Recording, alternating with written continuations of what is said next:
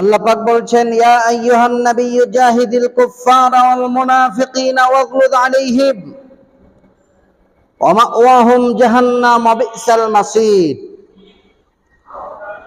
আল্লাহ পাক বলছেন, হে নবী, আপনি জাহিদিল কুফফার ওয়াল মুনাফিক, কাফের এবং মুনাফিকদের বিরুদ্ধে আপনি জিহাদ করুন, লড়াই করুন। কিভাবে?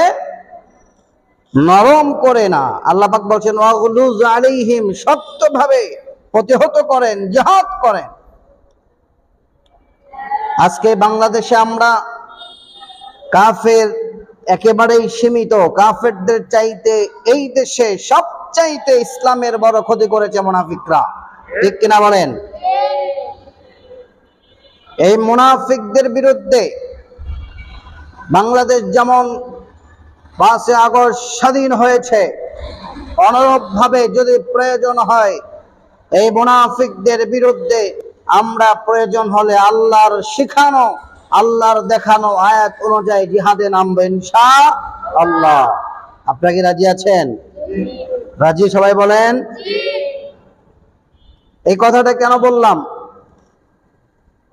এই বাংলাদেশের ইসলামের সবচাইতে বড় যিনি ক্ষতি করেছেন তার নাম হচ্ছে ফরিদউদ্দিন মাসুদ, ঠিক কিনা? এই শোলাকিয়ার ইমাম শাহবাগী ভণ্ড, আলেম নামের ভণ্ড, এদেশে নাস্তিকেরা যেমন ইসলামের ক্ষতি করছে তার চাইতে 1000 গুণে বেশি ক্ষতি করেছে শোলাকিয়ার ইমাম। কথা বলেন, ঠিক কিনা? আজকে আমরা অবাক হচ্ছি, এই শোলাকিয়ার ইমাম শাহবাগে দাঁড়িয়ে আল্লামা সাঈদীর ফাঁসি চেয়েছে। নাউজুবিল্লাহ বলেন। আল্লামা সাঈদীর শুধু ফাঁসি চাই নাই, একটি সংগঠনের অসংখ্য নেতাদের ফাঁসি চেয়েছে। এবং আল্লামা সাঈদীর ফাঁসি চাওয়া তিনি ইমানের দাবি বলেছেন। একটু জোরে বলেন না নাউজুবিল্লাহ। আজকে আমরা দেখতে পাচ্ছি এদেশের কিছু পীর, এদেশের কিছু আলেম যারা এদেশের জাতির সঙ্গে মুনাফিকি করতেছে, ওই শোলাকিয়ার ইমাম ফরিদউদ্দিন মাসুদের পক্ষে নিয়ে এই দেশের কিছু আলেম কথা বলছে। কথা বলেন, ঠিক কিনা? আমরা স্পষ্ট ভাষায় বলতে চাই, ওই শাহবাগী ভণ্ডের পক্ষে যদি আপনারা কথা বলেন, আল্লাহর কসম করে বলি, এদেশের 14 কোটি তাওহীদি জনতা আপনাদের বিপক্ষে চলে যাবে। কথা বলেন, ঠিক কিনা?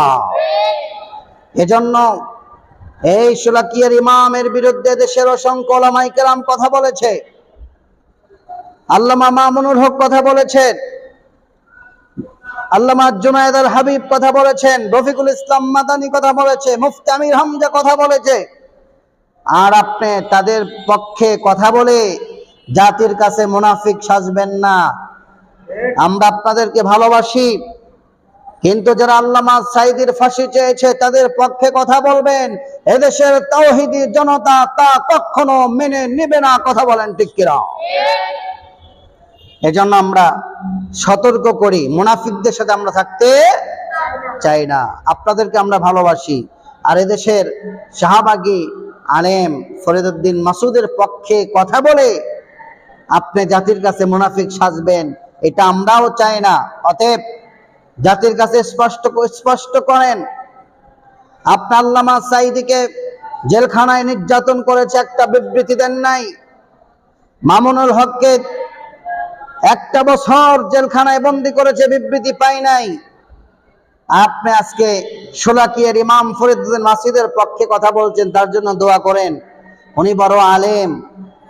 প্রিয় মুসলমান ভাইরা, এজন্য বলতে চাই, আমাদের উদ্দেশ্য হচ্ছে হকের পক্ষে আমরা থাকবো, ঠিক কিনা বলেন? আরো জোরে বলেন, ঠিক কিনা? আমরা হকের পক্ষে থাকতে চাই, হকের বিপক্ষে আমরা কখনো যাব না। কিন্তু দেশের মুনাফিকরা যদি আবার ওই বাতিলদের পক্ষে কথা বলে, তাহলে এদেশের তাওহীদি জনতা, আমি বিশ্বাস করি, ইয়া আইয়ুহান নাবিয়্যু জাহিদিল কুফফার ওয়াল মুনাফিকিনা ওয়াগলুদ আলাইহিম, প্রয়োজন হলে মুনাফিকদের বিরুদ্ধে আরেকটা লড়াই করে এই দেশে ইসলামের বিজয় ছিনিয়ে আনা হবে। কথা বলেন, ঠিক কিনা? আল্লাহ পাক রব্বুল আলামিন হকের পক্ষে থাকার তৌফিক দান করুক। বলেন আমিন।